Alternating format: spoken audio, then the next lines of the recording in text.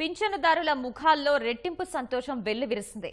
పెంచిన పింఛన్లను ప్రభుత్వం రాష్ట్ర వ్యాప్తంగా పండుగ వాతావరణంలో పంపిణీ చేస్తోంది.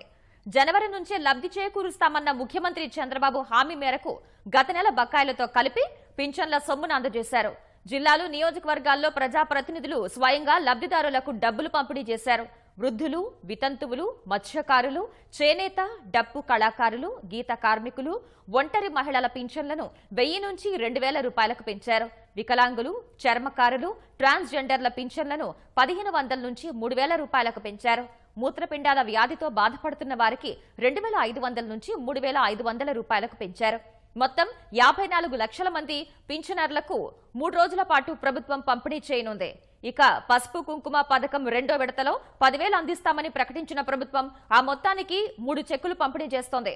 2500 రూపాయల చెక్ ఇప్పుడే చెల్లేలా, 2 విడతలుగా 3500 రూపాయల చెక్ మార్చి 8న డ్రా చేసుకునేలా, 3వ విడతగా 4000 రూపాయలు ఏప్రిల్ 5న డ్రా చేసుకునేలా చెక్కులు పంపిణీ చేస్తున్నారు.